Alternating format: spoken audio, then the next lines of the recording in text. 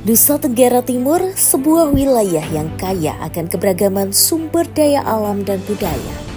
Memiliki 5 sektor unggulan: pertanian, perkebunan, peternakan, perikanan, dan pariwisata. Kelima sektor ini menjadi tulang punggung ekonomi daerah, memberikan kontribusi signifikan terhadap produk domestik regional bruto. Dari tangan-tangan para petani, peternak, dan nelayan lokal, kehidupan masyarakat Nusa Tenggara Timur berdenyut. Peternakan menjadi bagian penting dari kehidupan masyarakat. Begitu pula dengan hasil laut yang melimpah, mencerminkan kekayaan bahari NTT. Namun sektor pariwisata menjadi sorotan baru dengan keindahan alam yang memukau seperti di Manggarai Barat. Pariwisata berkembang pesat, membawa tantangan dan peluang baru bagi daerah ini. Di balik kemajuan ini ada cerita tentang konflik dan adaptasi. Bagaimana sektor tradisional seperti pertanian dapat bertahan di tengah modernisasi yang masif. Melalui kerja keras dan semangat mereka, masa depan NTT sedang dirajut. Sebuah cerita tentang keberlanjutan, tantangan, dan harapan untuk generasi mendatang. Di balik keindahan Nusa Tenggara Timur, ada tantangan besar yang perlu diperhatikan. Saat ini sekitar 80% produk pangan yang dikonsumsi di wilayah ini berasal dari luar daerah. Ketergantungan ini erat kaitannya dengan pertumbuhan sektor pariwisata yang terus meningkat. Produk pangan dari daerah seperti Lombok, Bali, Makassar hingga Surabaya menjadi pilihan utama untuk memenuhi kebutuhan masyarakat dan wisatawan. Namun apa dampaknya bagi perekonomian lokal dan keberlanjutan sektor pertanian di NTT? Banyak pedagang lokal mengandalkan produk dari luar karena ketersediaan, kualitas, atau harga yang dianggap lebih kompetitif. Kalau membutuhkan dana sebelum panen, mana yang lebih terdekat? Contohnya di Giling itu, Bu. Nah, karena Giling itu kan selalu siap untuk membantu kita. Nah, sehingga kita ambil uangnya pas habis panen, padinya harus giling ke mereka.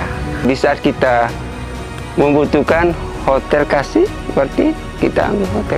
Tapi ini yang dekat kita kan hanya penggilingan. Yang menjadi kendala memang selama ini kalau terjadi overproduksi, ya.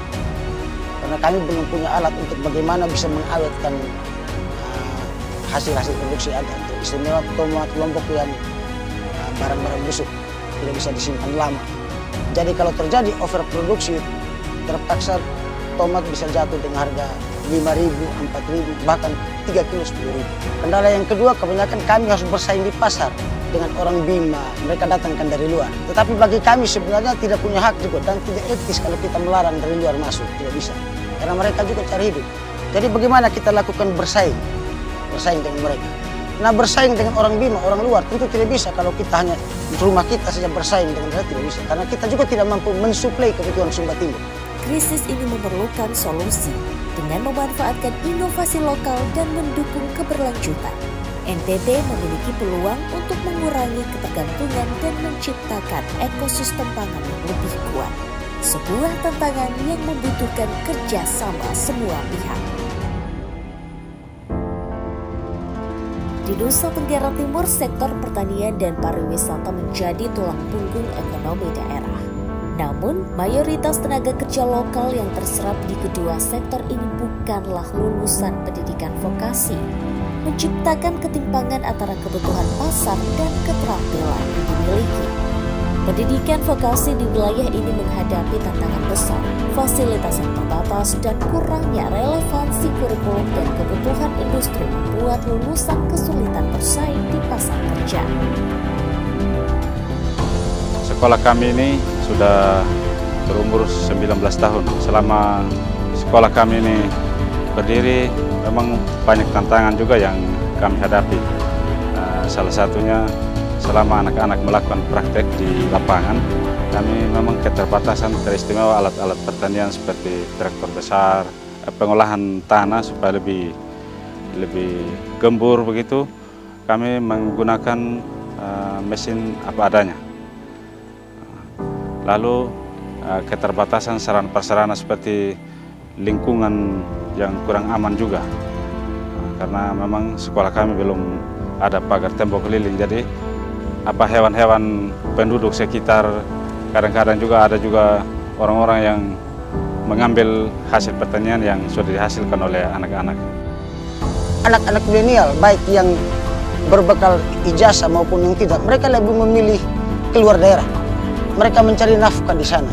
Sementara tidak berbekal pengalaman yang prima juga. Akhirnya sampai di sana mereka hanya tukang amplas di perusahaan-perusahaan mebel. 10 tahun di sana mereka pulang di sini, paling sukses sudah hanya bisa beli motor second. Nah, kami melihat ternyata peluang-peluang itu ada di sini sebenarnya. Tidak perlu keluar daerah, di sini saja bisa. Melalui pendidikan vokasi yang terintegrasi dan relevan, ada harapan untuk membangun masa depan yang lebih cerah bagi tenaga kerja lokal. Sebuah kesempatan untuk menghubungkan keterampilan mereka dengan kebutuhan pasar, sekaligus meningkatkan daya saing daerah.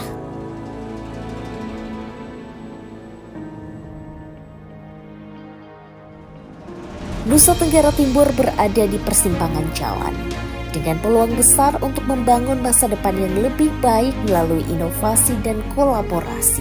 Di sini kemitraan menjadi kunci utama. Pemerintah, akademisi, pelaku usaha dan masyarakat bergandengan tangan untuk menciptakan ekosistem yang lebih kuat dan berkelanjutan. Saya ingin menyampaikan bahwa seluruh ASN kita berakhlak.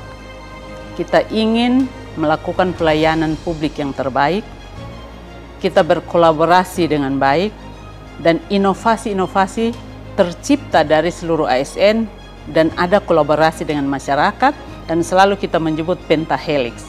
Media hadir di sana, universitas, politeknik hadir di sana, sekolah-sekolah pengembangan di masyarakat hadir di sana, sehingga masyarakat memperoleh hasil yang optimal, sejahtera sesuai dengan simbol Kabupaten Sumba Timur. Satu yang saya ingin sampaikan lagi, inovasi yang ingin kita unggulkan di tahun 2024 adalah sekolah pertanian lapangan. Kita menyebutnya rumah kita. Nah, rumah kita ini sudah menerima siswa untuk berpraktek, menerima mahasiswa untuk berpraktek, dan yang paling penting adalah petani milenial.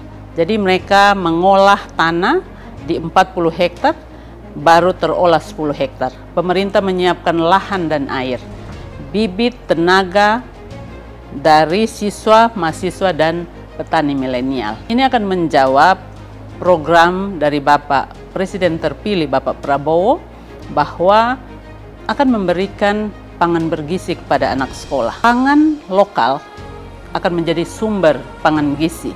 Dan kita berharap peningkatan ekonomi terjadi di Kabupaten Sumba Timur karena bahan baku, bahan lokal yang baik, terpilih, aman, tersedia untuk makanan bergizi bagi anak sekolah, mulai dari PAUD, SD, SMP, bahkan SMA.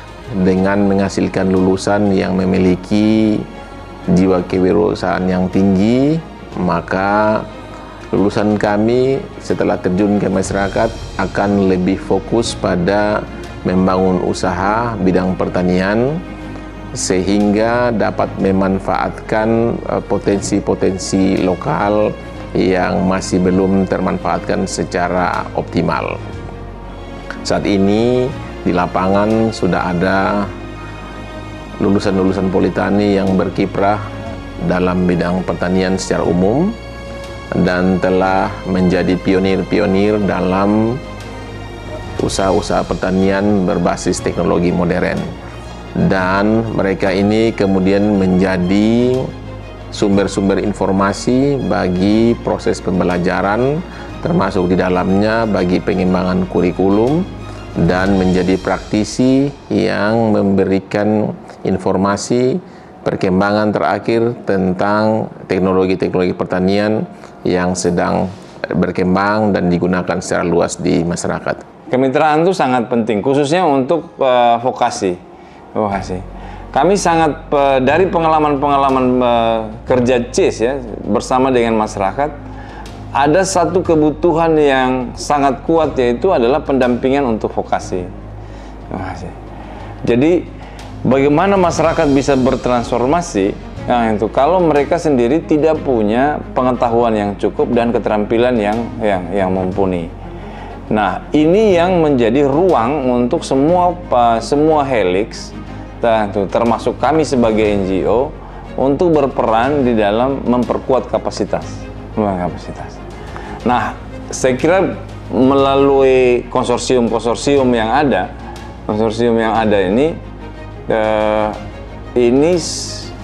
menurut kami ini sangat berpengaruh besar untuk adanya transformasi perubahan yang kuat di masyarakat. Pembangunan di Provinsi NTT yang bertujuan menyelesaikan persoalan-persoalan mendasar, dapat kami sampaikan bahwa pemerintah provinsi melalui Bapperida terus mendorong atau memperkuat skema-skema kolaborasi yang solid yang bertujuan untuk menyelesaikan persoalan mendasar tadi, dan di saat bersamaan menciptakan skema-skema yang dapat mendorong fungsi akademisi perguruan tinggi dalam hal ini untuk lebih solid dan integral melaksanakan fungsi riset dan inovasi yang beririsan dengan isu-isu prioritas di Nusa Tenggara Timur. Visi masa depan NTT adalah tentang keberlanjutan dan kemandirian. Dengan lahan yang subur, pasar yang hidup, dan pariwisata yang mendukung produk lokal, NTT sedang melangkah menuju hari esok yang lebih baik.